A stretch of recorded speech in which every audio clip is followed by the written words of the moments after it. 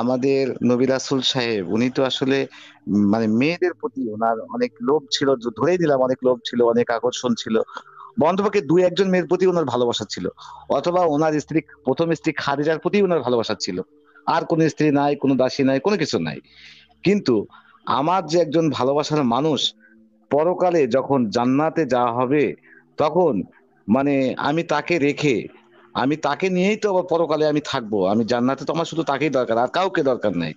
এখানে হুরের প্রশ্নটা কেন আসলো? তখন ওই জায়গাতে তার নারীদের প্রতি এত রাগ আসলো কেন? তার এত বিদ্বেষ তৈরি হলো কেন? নারীদের জন্য কেন একটা ব্যবস্থা করলো না? আমি পুরুষ, আমি যাই গেলে তো আমি সেখানে অনেকগুলো হুর পেয়ে যাচ্ছি। নিশ্চিত।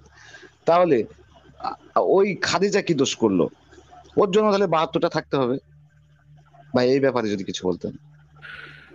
ভাই আপনি এই সময় বসে 1400 বছর আগের কালচারের কথা করতেছেন, কালচারকে জাজ করতেছেন। 1400 বছর আগের কালচারে এই জিনিসটা যে পুরুষরা হুল লাগাবে, নারীদের কাজ হচ্ছে বসে থাকা, কখন তাকে সরি ফর মাই ওয়ার্ড লাগাবে, পুরুষের হুরদের সাথে সঙ্গম করবে, নারীরা তার জন্য ওয়েট করবে, নারীরা তাকে শুধু সার্ভ করবে, সার্ভিং এর জন্য নারীরা শুধু।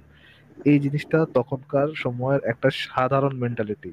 সবাই এই জিনিসটাই চাইতো, মোটামুটি মোটামুটি সবাই। তারা মানে অ্যাটলিস্ট মোহাম্মদের যে আহ, ছিল, ডাকাত ডাকাত বাহিনী ছিল, তাদের তাদের মেন চিন্তা ভাবনা এরকমই ছিল। আহ, যে আমরা করব, আমরা যুদ্ধ করব, আমরা ফাইট করব, এর বিনিময়ে আমরা হচ্ছে পাবো, নারী পাবো। তো তারা তারা জন্মের পর মানে মৃত্যুর পরেও কি চায়, মৃত্যুর পরও তারা সুখে থাকার জন্য তাদের দরকার হচ্ছে নারী। তাদের এমন না যে তাদের কোনো সাইন্টিফিক মাইন্ড দরকার, তারা নতুন কিছু ডিসকভার করতে চায়, নতুন কিছু জানতে চায়, এগুলো না। তাদের ওইখানে মিসিং, তাদের যে ফ্যান্টাসি গুলো ছিল, ফ্যান্টাসির মধ্যে ছিল নারী আর কি। আপনি যদি অন্যান্য অন্যান্য ধর্মগ্রন্থের ফ্যান্টাসি গুলো পড়েন, যদি আপনি ফর এক্সাম্পল ভ্যালহালা সম্পর্কে পড়েন, তো থর মিথোলজি, তারপর হচ্ছে আপনার থর অর্ডিন যে মিথোলজি থেকে আসে, ওই মিথোলজির যদি আপনি জান্নাত গুলো পড়েন, সেখানেও ওই ওই সময়কার লোকজনের ওই ফ্যান্টাসি গুলোই পাবেন। তারাও তাদের মিথোলজি এরকম ছিল যে তারা যুদ্ধ করতে এত বেশি ভালোবাসতো, তারা ওরিয়র হওয়াটাকে এত বেশি প্রাধান্য দিত। তারা চাইতো যে তারা যে হ্যাভেনে যে যুদ্ধ করবে, নিজেরা নিজেরা মারামারি করবে, যুদ্ধ করবে, বিয়ার খাবে, আবার পরের দিন রেডি হবে, আবার যুদ্ধ করবে। এই এই জিনিসটা তাদের কাছে সেলিব্রেশনের বিষয়। এটা তারা মজা পাইতো এবং এটাই তারা চাইতো। তো ওই সময়কার মানুষ তাদের ধর্মদের ওইভাবে ফ্যান্টাসাইজ করে বানাইছে। মোহাম্মদের সময় মানুষরা ফ্যান্টাসাইজ করে তাদের ধর্মকে ওইভাবে বানাইছে। স্বাভাবিক বিষয়। মোহাম্মদ আপনার সময় বসে তার ধর্মটা বানায়নি, মোহাম্মদ বানাইছে তার ধর্মটা তার তার সময় বসে। তার সময়ের মানুষের যে এক্সাক্টলি। ফ্যান্টাসি, সেটাই সে প্রকাশ করছে। আর এই জন্য তো কেয়ামত আসবে ভাই। এই জন্য এই জন্য কেন আচ্ছা, আমার প্রশ্নটা আমি মনে মনে তৈরি করছি অনেকদিন থেকে, কিন্তু আপনাকে বলার সুযোগ করে পাচ্ছি না।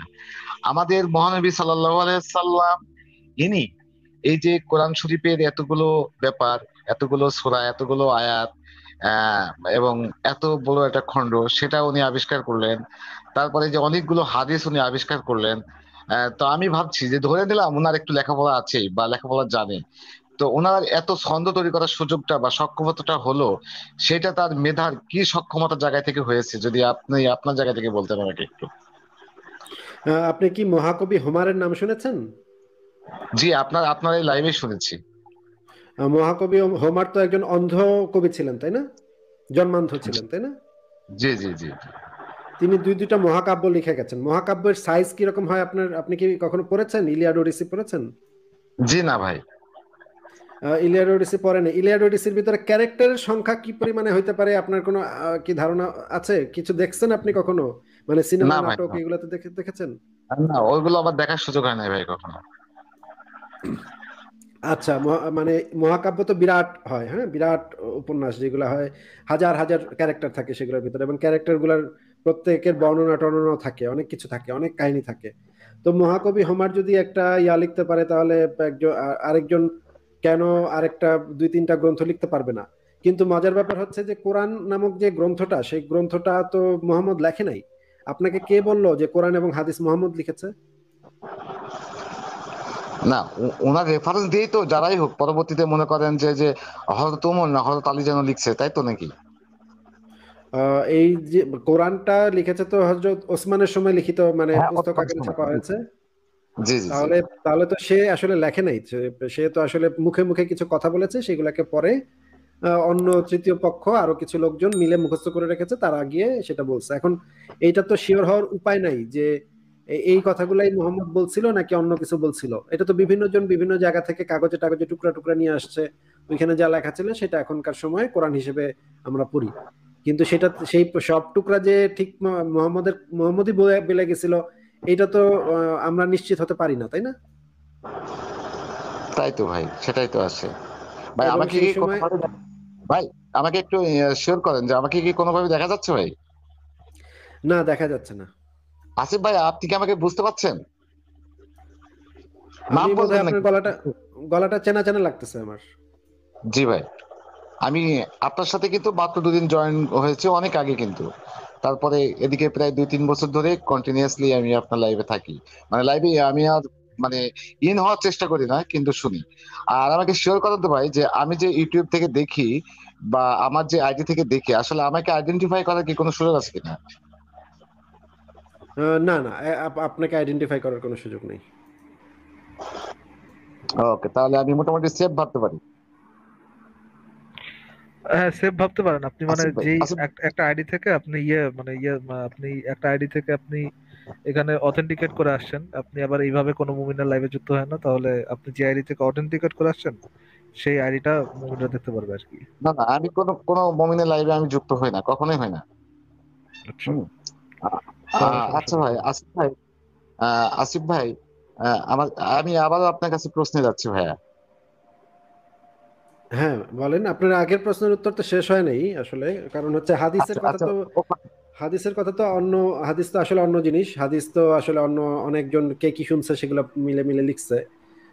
কিন্তু সেগুলোরও তো সেইভাবে অথেন্টিসিটি আমরা অথেন্টিকেট করতে পারি না যে সেটা আসলেই মোহাম্মদ বলছিল কিনা, সেটার তো কোনো আসলে তারা ছাড়া তো আর কোনো আহ, আমাদের কাছে লিখিত প্রমাণাদি নাই যে সেই হাদিসগুলা মোহাম্মদই বলছে। তো মোহাম্মদই এই সমস্ত কিছু বলছে টলছে, সমস্ত বই টই লিখছে, এইটা তো আসলে আহ, সঠিক কথা না। সঠিক কথা হচ্ছে মোহাম্মদ কিছু কথা বলে গেছে, কেমনে সে ঘুমাবে, কেমনে সে তার জীবনে তার জীবন যাপন কিরকম ছিল সে সম্পর্কে নানা জন নানা কথা বলছে, সেগুলো হাদিস হিসেবে লিপিবদ্ধ হয়েছে। এমন তো না যে মোহাম্মদ বসে বসে হাদিস লিখছে যে আমি আজকে এই হাদিসটা লিখলাম, কালকে সেই হাদিসটা লিখলাম, এরকম তো বিষয়টা এরকম না। কোরআনের আয়াত তো আচ্ছা হচ্ছে বিভিন্ন সময় বিভিন্ন যে সমস্যা দেখা দিচ্ছে সেই সমস্যা অনুসারে মোহাম্মদ একটা মানে ইয়া দিচ্ছে, যে সলিউশন দিচ্ছে।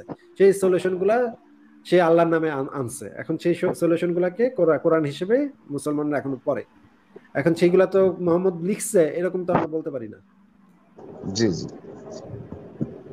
আচ্ছা ভাই, আপনার এখান থেকে দেখা যাচ্ছে, আপনাকে কি বিদায় জানাবো? কারণ আপনাকে তো আপনার ক্যামেরাটা থেকে কিছু না কিছু দেখা না, যাচ্ছে ভাই।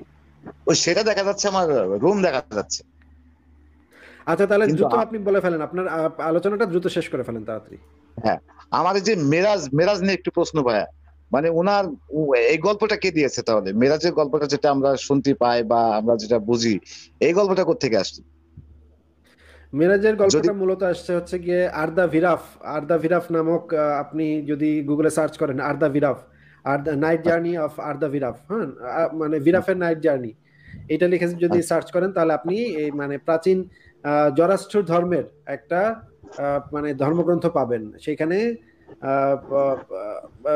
আর্দা ভিরাফ নামক একটা ধর্মগ্রন্থ আছে, হ্যাঁ, সেখানে দেখা যাবে যে ওই পয়গম্বর, নবী মোহাম্মদের লাস্ট প্রাচীন 10 ইয়ার্স পার্সিয়ান যে মানে পয়গম্বর কোথায় ছিল, সে সে হচ্ছে গিয়ে সে যে বলছে ঈশ্বরের যে সাথে শাসন দেখা করে করছে, আসছিল। এটা সেই কি মদিনায় কাহিনীটার না হুবহু মক্কাতে? কাহিনী হচ্ছে নবী মোহাম্মদের মেরাজের এই কাহিনী। সম্বন্ধে তো কিছু প্রথমে ধারণা আছে? ওই যে প্রথমে জাহান্নামে মদিনাতে, তারপরে গেছিল, পরবর্তীতে জাহান্নামে মক্কা মেয়ে যখন দেখছে, দখল অনেক করে তখন অনেক মক্কা মেয়ে মানুষ মক্কা দেখছে। শাসন করেছে। কিন্তু তারপর হচ্ছে তিনি জান্নাতে গেছে, কিন্তু জান্নাতে মারা গিয়ে গেছেন মুক্ত মুক্ত দেখছে। মদিনাতে ভাইয়া, এটা এগুলো কিভাবে সমস্ত কিছু এত হচ্ছে দূর আর্দা আবার চলে ভিরাফের গেল ভাইয়া? কাহিনী থেকে নেওয়া। না, আপনি আর্দা ভিরাফ মক্কা কতদিন বাংলা অনুবাদ ভাই, হয়েছে মানে আপনি 50,000 সার্চ মাইল দূরে করতে না তো পারেন, ভাই, আর্দা ভিরাফের বাংলা খুব অনুবাদ। একটা আচ্ছা ভাই, দূরে না ঠিক তো আছে ভাই, ঠিক ওই আছে, গুগলে আমি সময় তো এটা গেলে শেষ সার্চ বাই